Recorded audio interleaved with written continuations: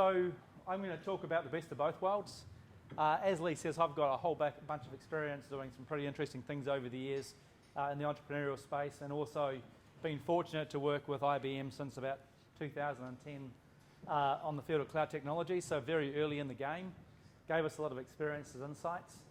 I just want to pick up on something David mastered before I start. So I'm going to talk a lot about the processes, and I'm going to talk a lot about technology enablement. And I'm going to touch a little bit on culture, but culture's a thing that David sort of highlighted. The biggest challenge facing organisations on this journey is really cultural, largely. You can't get around that. So I'm not going to touch on that at some level, but equally what I am going to do is show you how using technology and processes you can, I guess, as much as you can, minimise the impact of the cultural change or help the cultural change occur more in an incremental sense. One of the problems with disruption is that if we force it too quickly on our teams, the culture can just reject it. So hopefully one of the things that will come through in the processes we talk about in technology enablement is what we can do to be most empathetic to that and help that kind of go through as easy as it can. That doesn't mean to say it's not going to be a challenge. So the power of an enterprise and the speed of a startup. So I'm kind of pushing two concepts together here that may not normally make sense. So I want to just quickly explain what I mean by that. So startups are kind of interesting in that they don't have to worry too much about the constraints that enterprises have to deal with, especially around data and privacy. Actually, it doesn't mean to say they do a great job of it. They actually don't generally. So startups get away with a lot less, I guess, regulatory issues, data privacy issues, security issues. They get by. And they get by and then they re-architect over time, which is why you hear them say, if you're not slightly ashamed of your last ship, you shipped too late. So I just want to kind of point out that what the enterprise has actually is an asset. The question is, how does that asset not slow everything down? And that's the challenge. In terms of the speed of a startup, the enterprise can adopt the same behaviours actually, providing the way they implement their technology platform and their processes both recognise that there's two parts to the enterprise. If they do that, you can have the speed of the startup and you can have the power of the enterprise. And I think that should be the goal for every large organisation because they can win, right? If they can deal with cultural stuff, if they can bring incremental change through to lead to disruption, they can win. Even looking at someone like Xero, who's hugely been successful in our market, they've re-architected the back end, the stuff the enterprise would do well 3 times. Now just recently going to Amazon. So the enterprise understands how to do that right on day one, and their assets they actually have, if unlocked properly, are a real asset and capability they bring to bear. What we have to do is bring the other half of that equation that the enterprise doesn't do well, which the startups do really well, which is get what user-centric means, get how to engage customers, get minimally viable products in customer hands to test their thinking. So changing, I guess, the way that part of it occurs. So what I'm going to do, because it's been touched on by the other guys, is I'm going to take you down a deeper layer about how we do that sort of thing. I think the first thing I just want to reiterate is, we talk about digital. I really like this quote because I think we sort of forget it, but pretty much every business today is a software business. And whether or not it's your primary thing you go to market with or it's supporting what you go to market with, everyone's a software business pretty much. It's digital, right? And the key here is a competency in dealing with software becomes a part of how good you're going to succeed. And that never used to be the case. So I should remind people that it's really good to be interested in software. I personally find it quite exhilarating. I find the challenges to be sometimes daunting and equally rewarding when we find ways around such things. So I'm going to break this down into 2 pieces. And this is really, following up on the speed of the startup versus the power of the enterprise. So I want to talk about how we can build software and do it through an outside-in approach. So really about deep engagement with the customers, understanding how to tune it to what their needs are, and doing that just like a startup would do it. And then I want to talk about how we can unlock the IT assets. So take what otherwise is going to be an inhibitor to success and actually make it a competitive advantage. Because I think those are the 2 things that go hand in hand. And in our particular, in the business unit I run, we talk about user experience design and delivery, and we talk about a bimodal IT strategy. So we bring both those things together. Just for those that haven't heard of bimodal IT, and Forrester call it business, what do they call it, business technology. So they're trying to combine the two. I think Gartner have a better perspective of it personally from my experience on reading their material. So Gartner basically just say that, within the enterprise, we don't have to have one speed. We can have two modes. And this makes a lot of sense to me because anything to do with data, anything to do with privacy, anything to do with security, you absolutely can't take risks with, right, in any organisation. Likewise, there are things around how we engage customers and how quickly we can design new things that we don't have to encumber with the same set of practices, policies, procedures, governance, and so forth. So in my head, this is pretty simple, right? There are things that we have to apply high governance to, that speed has to be sacrificed because of the resilience and the security implications, but there is not a need to have one size fits all. So the art of this is to separate the two and have different governance structures and to recognise that we don't have to do everything at the same speed. To fail to do this separation sets you up to actually not succeed, right? You will not go at pace no matter what. So I do like this particular approach from Gartner for that perspective. The first thing I'm going to do today is, and I apologise for those that have already got this, but I need to kind of rearrange what you think a software application is. The problem is that if we're going to split things up into different modes, I can't have you thinking about a software application as being one thing, because if you view it as one thing, you're going to have to stick it in one box or the other. If you have to stick it in one box or the other, you're going to stick it in the slow box, right? So I'm going to break down how you think of software. I will say that this sometimes is subtle and very hard to get. Equally, sometimes when you've been doing stuff in cloud, it's very obvious. You go, of course I get that. We got this pretty early because back in 2010, when we started talking about cloud computing, what we got really early on in the cloud world is you can't just pick up an application and have it run in the cloud. I mean, you can, everyone does it. We call it cloud washing, but that's not what cloud's about. The thing that makes cloud special is that you have to break it down into little workloads that independently can elastically scale, big or small, so as different volumes occur or different customers come on, each piece can scale, right? Anytime one piece can't scale, you've got yourself a problem in a proper cloud architecture, because just like the way we buy our infrastructure, we can have as little or as much as we like, and it can dynamically scale for us. Applications have to work the same way. So the shift we had to make to understand this was not to think of an application anymore. We start thinking of authentication, all the authentication that happens as part of applications, being a discrete service, and there being something in the cloud that understands that as a workload, understands how to scale it, doesn't have a limitation about how many transactions per second you can do, it can just blow it up as big as you want. So we learned all about workload types. So it turns out that data is a very important workload, and microservices today are the patterns that are making that really small and highly scalable. Those patterns are quite unique, they're quite new, because that's actually the most limiting factor on software design. The user experience is of itself a workload type, and I'll talk about that in a second. Processes within applications that get codified are a workload type. By breaking those building blocks down and not having this application being one big monolithic thing, each of these pieces can be changed independently, can be changed in real time, can scale independently, can be changed independently. So when we're changing a bit of a process, instead of going to developers and spending a month having the change tested, we can change the process and put it out in production quickly. Which is why you heard David mention that Amazon release hundreds of releases a day. I think 0 at 2 releases per day. Because when you smash an application up into all these pieces, you can release each piece independently. How many people have heard about the API economy? Cool, so some have heard about it. So how these things all talk is what, when we talk about the API economy, is meant. The idea that we can open up APIs as a way of interacting with these services, be it something that gets authenticated to help me kind of work out who can do what, being something that's a process and having that basically run on somebody else's infrastructure at whatever scale I need. So wiring all these things together are things like APIs. So again, I just want to now touch into what I mean by this two different ways of viewing an application. So we all grew up in the world of a monolithic application model, right? So we just think of it naturally in our heads when we sort of comprehend this. We have a view, we have a way we think of it. And the problem with the way we think of it isn't like these little bits that come together. It's actually like, it's an application. You think of, in fact, some people, I used to struggle with the business people, they would call it a database.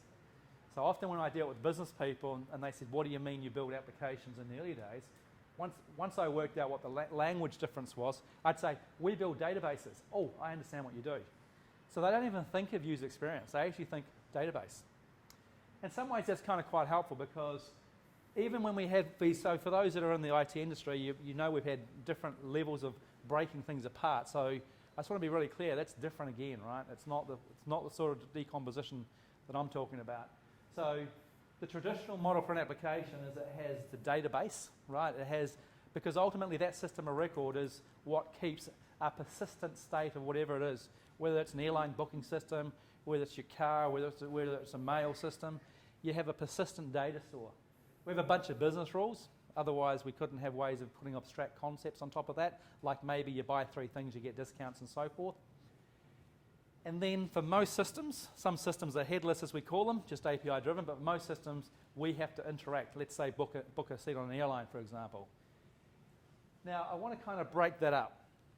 And I want to break it up to how actually today we need to think of applications to unlock how we can then do things at 2 speeds. So you'll see down the bottom we still have our data sources, right? Nothing changes there. We break those things up differently now. So there's a thing called microservices that's allowing us to not have a customer record in your CRM, your ERP, but just one, right? That's a few years away. It's just starting now. I wouldn't worry about that at the moment because we're not there yet in terms of I wouldn't recommend organisations wholeheartedly go after it. Customers we're working with, we're helping them on that journey now though, so it's a starting point. We have a bunch of business rules. So those rules typically relate to the data and the rules around the data and the business rules around the data, and typically they sit behind an API obviously. So that's, the API economy is about all these things being opened up. And people are selling the data, you know. One of the reasons IBM bought the Weather Channel was they have a rich set of APIs, so if you're in any sort of service field, for example, like today, you can work out that it's probably going to rain, and maybe you would have changed the timing for things and so forth. So everything's being driven that way. And I will say, you know, I talk about a different way of thinking. Like when Amazon first came out with an API-driven data center, nobody got it. I kind of thought it was a bit crazy, and then a few people played with it. Now we all take it as just something we take for granted. But everything in their data center is now available via an API. And you can do the stuff at scale, and you can run a business now where you could grow it in ways you never could have dreamed possible without spending millions of dollars yourself, right? So this is the change in thinking that's kind of gone on in the industry that you've all been part of, and you're all somewhere along that journey. Once we've got the APIs, now what I want to kind of consider is that actually the job of the user experience is one of 2 things. It's either to allow us to visualize data, so look at something to make a decision, and one of the things James points out in one of his presentations is if you do nothing with something, then it has no means, no purpose, why bother, right? So applications, we either see something from them to make a decision, or we're going to transform some data. And by transform, I mean we're either going to add, delete, update, or those sort of operations. As really simple as that might sound, it is really that simple. In the API-driven economy, that's all you literally do is send an operation, send some data, right? Now, I know that doesn't probably give you, and you're probably saying, but what about all these sophisticated apps? Well, the sophisticated apps still just do the same thing. They change data. They might change an awful lot more data. Typically, they don't.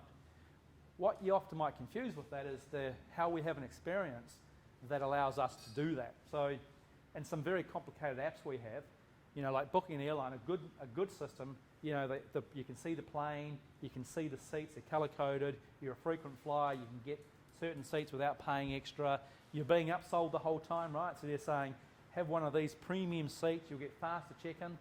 Now, all of that stuff is complexity in the user experience, but ultimately it just changes some data.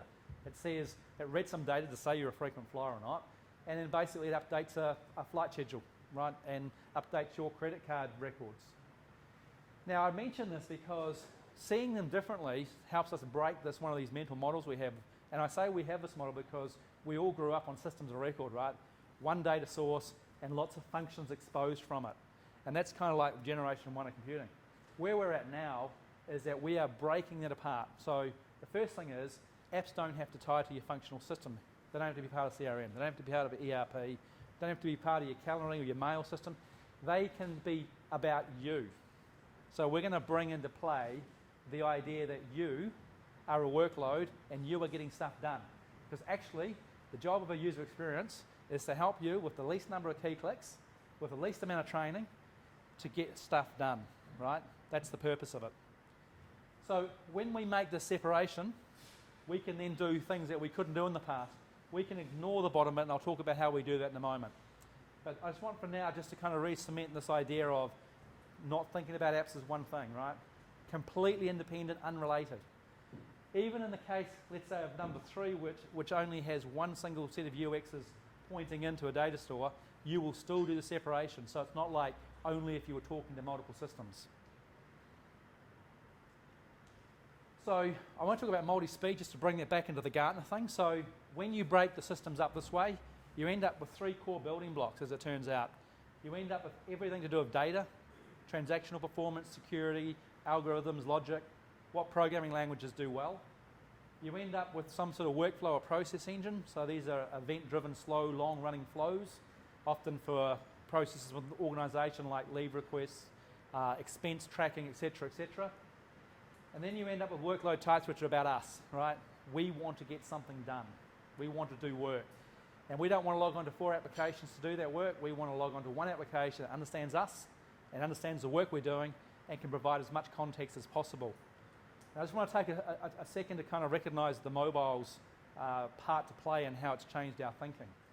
So what's really interesting about the smartphone and the world of the apps, I think there were 2 transformational things that occurred, and I think people miss sometimes the subtleties of these. So absolutely number 1 was technological, that the fact that the touch worked well, right? I mean, anyone that first touched an Apple iPhone for the first time it felt good, it felt right, you know, it looked right, it felt right. I had a P800 and lots of other people had the other previous touch devices, they never felt right, you know. You used a stylus, it kind of half worked, you had to push quite hard. So the first thing that changed is that how we could interact with something was a breakthrough. So I don't want to miss that point because that's really important. But actually the more important point was, the other thing it did is in design it introduced a constraint. It said, you got this bigger screen, right? So we had to rethink the design of applications because prior to that, it was okay to give everyone big monolithic apps that did everything for everyone and nothing particularly well, and we would train people up to do the things in the right order so the system didn't say, no, you can't do that, right? So that's what we could do. When we got a small device, had we put those same experiences on that device, nobody would have used them. And in fact, in the earlier versions of most of the software, it's exactly what also happened, nobody used it.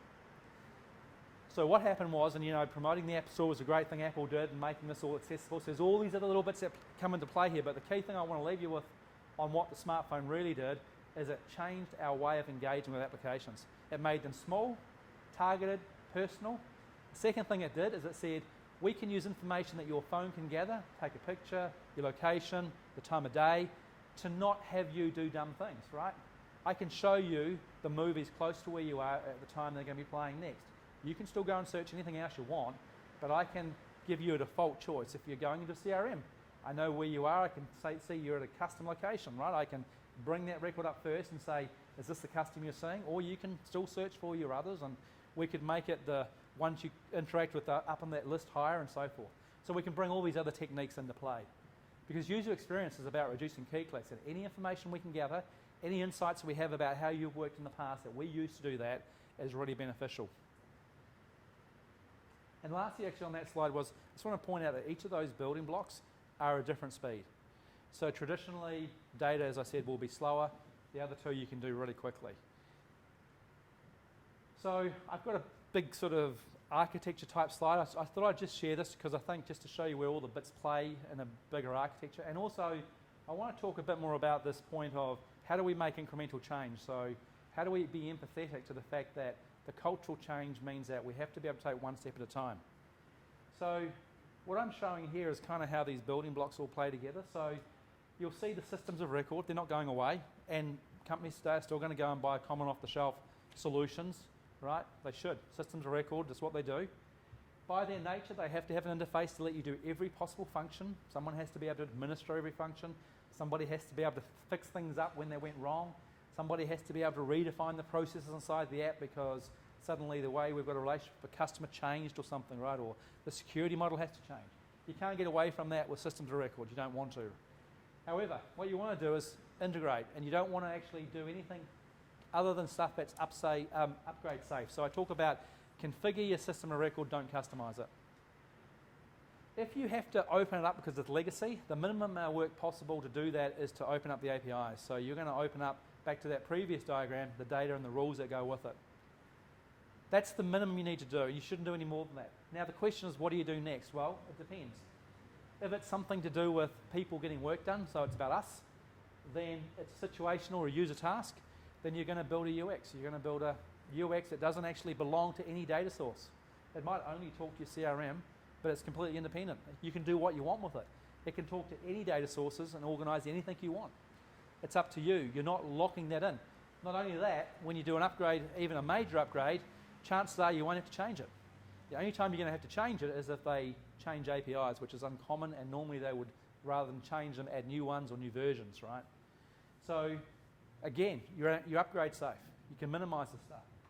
The second thing is you might have process workload, right? So things that get kicked off on events and have to do stuff, might have to send emails, might have to set, if something doesn't work. These, again, they don't like people. So the thing about business process modeling, for those that deal with it, or workflow engines, is we're inconsistent and unreliable. We're human tasks. It's actually what we're called. So in that world, you want to get us out. You want to put decision support engines in there. You want to make decisions. You want to get data to say, this is what you'll do in this case because it's under a certain spend level, etc., etc. And in fact, I know some organisations that now, if you put an invoice in for less than $50, they don't even check it. Like, the process is less than $50, it goes through and gets paid. Right? The only way they're going to pick it up will be in a fraudulent situation where you do enough of them, it will raise it as they accumulate. So there's a check and balance. But they literally do not. You could write them an invoice yourself right now and you get $50 from them. I won't tell you who it is, but it's true, right? And the reason for that is they've worked out the cost of doing that and actually managing it is greater than $50.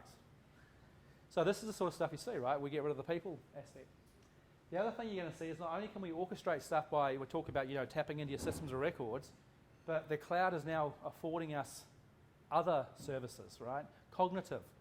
So we can go in there and actually pull information out around, if we were building an app around food, for example, we can tap into that source.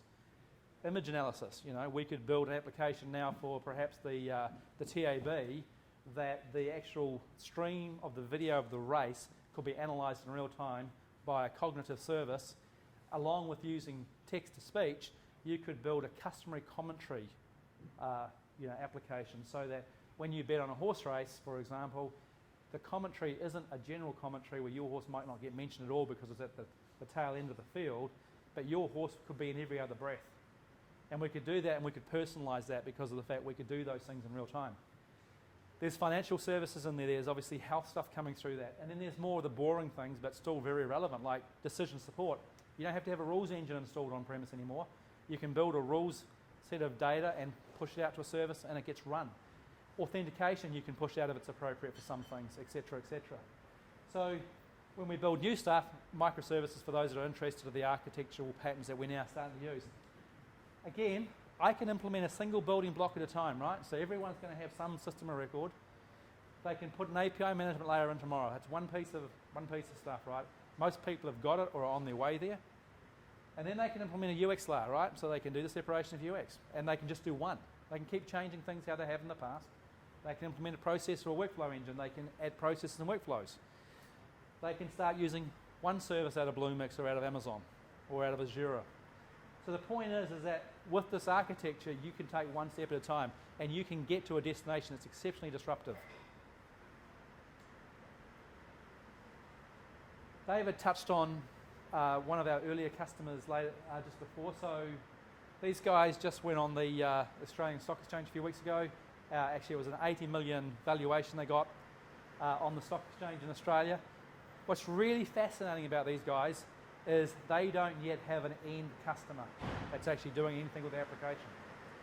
The reason they got a great valuation is they've signed Deloitte, Barclays and Suncorp in Australia, and they've signed them as channels to market so that their SME user base can all get the dashboard here to see how their business is doing in real time, right? And that's the value prop that they sold. And Barclays have given them 30,000 customers I'll put through, and they have 230,000-ish that potentially could use the platform. I mention that because, as I said, the important part is they got their money and they got the deals without a real system and market. What they had was a fully functional prototype, which we'll talk about in a second. So they operated like a startup. The technology, the enterprise type technology behind the scenes is currently non-existent, right? It's in process now of being probably at release 1.0 in the next 2 or 3 months. But it was their ability to put a UX to tell the story. In addition, obviously they had an investor sheet that talked about the business opportunity. But I can tell you that the only reason they sold that deal was because of this. They were wheeling this around and people were interacting with it and they were getting excited by it. So I've switched away from the bimodal IT for those that haven't worked, and I'm just jumping into the UX part to align that to that now. And I guess you all saw it covered quite well before as well. So Sam covered that about how important the UX is. But I was adding one more slide to what he covered. So the other great thing is if you look at economic value and how progression occurs in the economic value chain and where you are, you'll see that we started with just extracting commodities and selling commodities. We made goods, we delivered services, and then it's about experiences, right? So we're at the point now where delivering services is no longer competitive, right? Your service, just as a service, is no longer going to do it for you. If you don't have a user experience, we've crossed that boundary, right? We've commoditized services. So really important to also understand, to add to the point that Sam made, it's more than just saying, because we all get user experience matters, it's to say actually in pure business differentiation, it is what is going to happen right now and it's what is happening right now. So I talked about that separation of the UX out, right? And that's one building block. And what I want to do is talk about, if UX matters, how do you deal with that speed of a startup? So Sam mentioned you need an iterative process. So it's about, once you've understood what the business goals are and how, what's important. So the business unit needs a vision for itself, right? The organisation will have a vision. The business unit needs to understand what matters. Then we take them into an iterative cycle, and we also want to focus on minimally viable product techniques. So even if someone has $1 gazillion, you still want value in front of your customers every 3 months, probably ideally. Once you get into a swing of things, if you're a SaaS provider, it'll be daily, right? But for most enterprises, the cadence is about 3 months is about the right time. So you want an iterative cycle that supports that. You want to be able to engage people in a natural and familiar way. And the way we do that, and we think can't be done any other way, is you need a fully functional prototype. And what I mean by that is it can't just be some wireframes. So wireframes are great for content. So if you're doing a website, wireframes give you a reasonably good sense and gets everyone on the same page, and you can usually be pretty confident that what's going to get delivered is going to meet expectations. Remember, one of the things I said about applications that make them very special and unique is the data interactions. Applications are only about data. They're not about content or you finding your way about it. It's about your relationship with data. The problem with wireframes and other things is that you cannot bring that relationship with data through on wireframes. Data is not a flat thing, it's a multi-dimensional thing. So what we do when we do our prototyping is we bring real data in. I also remind people that if they think everyone kind of understands it anyway, that the manufacturing of the prototype is reasonably efficient. What we find is that what takes time is when you don't know or people don't agree. If you actually know exactly what it is you're doing, it's just a manufacturing job. And if it is, it's a relatively quick exercise, so you should just do it, right? It's because I have people say to me, no, we know the rest of it. I have been in so many sessions over the last sort of 5 to 10 years where I've had 2 people tell me they know exactly what they're both thinking, and when the app was built, they were miles apart. And not even in subtleties, by the way. They're just our ability to kind of interpret something flat into multi-dimensions, it's never accurate. So again, I say to people, one of the things I say is, if you're using wireframing for business applications, you're giving yourself a false sense of security. Focus on making sure that manufacturing the right things quick and efficient and get it done and prove it. Because then you've got no risk of change or a lack of common understanding that will filter through to the next stage. And when we start engaging software developers, it's expensive and they're putting stuff, remember, into that slow mode. So you don't want anything going in that slow mode that you don't have to have. So one of the key things, and one of the key reasons this works, is that by doing this properly, what you're ultimately doing is keeping stuff away from the mode that is going to be slow and is going to be highly governed in every organisation, even in the startup once they get going. So I mentioned before I showed you this separation, like how we smash the software up, and I'm showing two parts. There's lots of parts, but I'm showing the two key parts. We're not thinking about an app anymore, right? There's not one business app. It's not my CRM. It's something that I'm doing. It's a user task. It's something I'm getting done that touches lots of apps.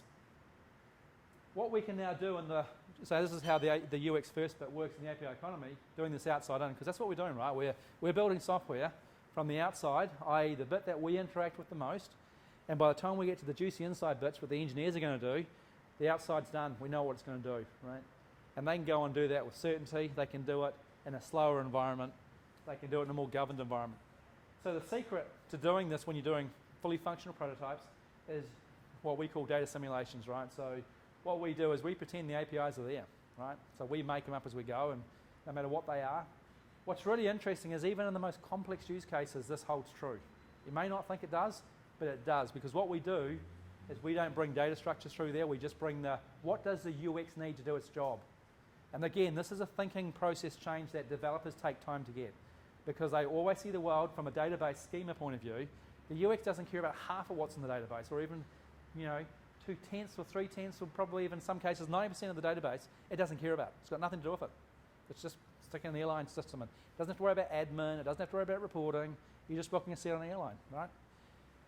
So we can simulate. We can pretend that it's all done, right? And then we can, when it's wrong, when the outside-in approach, the users are going, this is not what I want to do, we don't have to go and do any software change. We've done nothing. Only when the UX is signed off, and I'm going to bring something Sam mentioned through on here again. You saw his 3 key tenets about how you do the user experience, right? One of those is validation.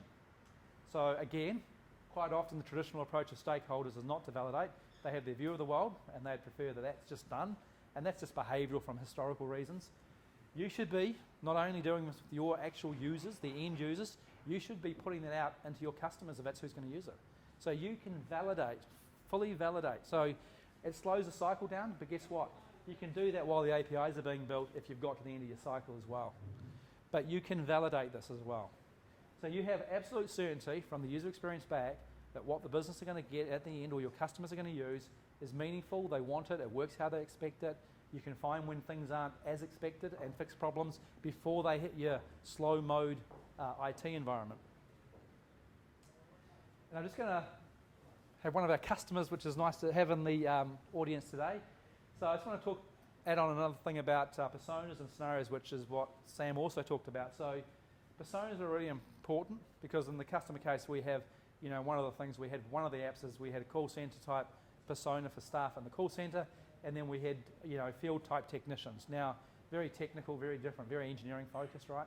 If you don't consider personas and you're trying to build for both, there's 2 things you don't do. One is you don't appreciate how they work and where they're coming from and what their mindset is. And 2 is you don't optimize for them, because the relationship that the call center has is often ongoing, right? They're dealing with you through a cycle of things. So they want to remember you. They want ways of kind of capturing that. If it's a field technician, it's often transactional. They come and do something and they go. Even if they've got to come back, it's a new transaction, right? So you want to design that in the experience so they're not having to worry about those things. Personas are great. They're fast. Like we've got them from they used to be an hour. They're down to sort of 20 minutes now, so they're pretty quick. But they do also separate this, us recognising people don't all think the same way. So we get into that part of it. The scenarios, again, which Sam touched on, is really important as well. We look at what are you doing? So what is it you do to do your job? It's in requirements gathering, so traditional enterprise requirements gathering, that has never had any attention paid to it. People say it has because use cases were the functional use cases. You can do this in the CRM, right?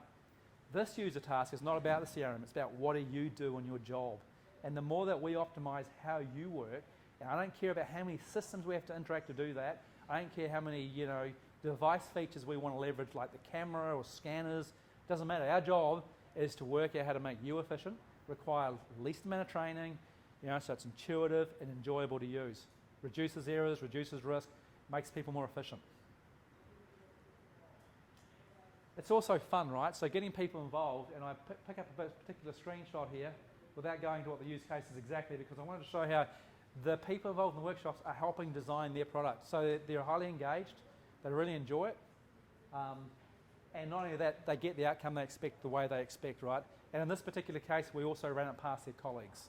So it wasn't just, we did that validation, it wasn't just the people in the workshop, we were able to bring in their colleagues and actually validate what they thought made sense.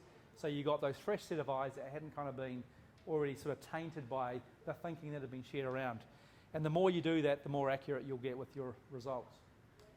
So that's me. That's kind of a look into the world of, firstly, the bimodal world, which is, if I just look back to that a bit. How do we have a technology platform that allows us to be disruptive, but recognizing that because of the cultural challenge, we need to take one step at a time.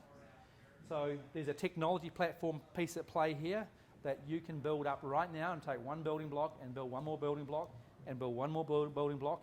Once you do that, then you can work on the second part of the equation, which is how do we work differently? How do we get MVP out? How do we get our business thinking differently? And I touch on DevOps down the bottom, for example. So for this to also work, you're talking again about technology enablement. We've got to get the business to believe, and this is one of the other cultural challenges we see in almost all the organisations, that we will get back to them. This is not like the old days, which whatever you don't get into your application, you'll never see again, right? Version 1's it, we never talk to you again. If they don't believe that we can do a version in 3 months, a version in 6 months, a version in 9 months, whatever makes sense, because some cases it's only one, some might be 10. If they don't believe we can do that, they will not buy into it. They won't work this way. And if we can't take the friction out of that, so it's not, it's an incremental cost to add features as opposed to rewrite or, there's another 1 month of, systems time just to make it all work. If all that friction isn't gone, this won't work. They won't believe us. They won't work with us. So again, I'll just touch on DevOps as well. So I think that's pretty much my time, but I do have a few seconds for questions, I do think. So is there anything question-wise? When we spoke about the reports and the different kinds of data, we really don't need data. That's what we said when we were talking about the database and Yep. the user experience. The guys don't need that data. But then, if we have different kinds of reports, like hundreds of reports for the contact center, and to know for a user what kind of report is this, isn't it really necessary to have specific kind of data depending on different parameters like demographics and other things? Yep. To make sense of the... Yeah. So the question here is like one about if we don't care about the data, especially for reports, how do we deal with that? Because the data is really an important part of the report. So it's a really good question. And one of the things I'll raise about this, which I didn't touch, so it's not that we don't care about the data, it's that we want them to be completely independent. So we use multidisciplinary teams. This is really important, right? You can't go and stick just a UX designer to make this work. You must have a business analyst, and in cases where your data is important, a subject matter expert. The thing we try not to do is confine them to what we already have. We do in some cases because budgetary constraints or where organisations are at means we have to. Where we want to get them to is what is the right thing for your organisation. In our process, we have a stage called finalise, and that's where, in the perfect world, we can just wire it up to existing systems. But what often happens is you go, but we don't have that data in that format. You, at least at that point, know what you should have, and you can make a choice. Okay, so it's a very important point because you can't walk away from the data sources you might have. But you do need to know that at that point you've compromised, right? Because from the business point of view, if we've all agreed this is the right information, we've now compromised that potentially. It may just be a different view, and we do work through that as part of our process. And just to be clear, I mean, it's not that nothing doesn't matter, like the data. It's that we want it to be loosely coupled, and we want it to be independent. So a CRM, its purpose in life, and this is the important point, is to do everything a CRM must do to be a good systems of record, right? It doesn't care about 10 different UXs, and if it did, it would be a really messed up system of record. We don't want the user experience to be thinking about what the CRM's purpose in the world is, because it's got nothing to do with it. It's not its job, right? We just want to think about how it's going to help people do tasks. So you're seeing us kind of isolate complexity down to the building blocks it belongs to. Systems of record are always going to be complicated. We just want them to be complicated in their own realm, and we want to do that standard. We want to share it across different customers, right? We want all our variation to be brought out externally, so we're not tying the two together.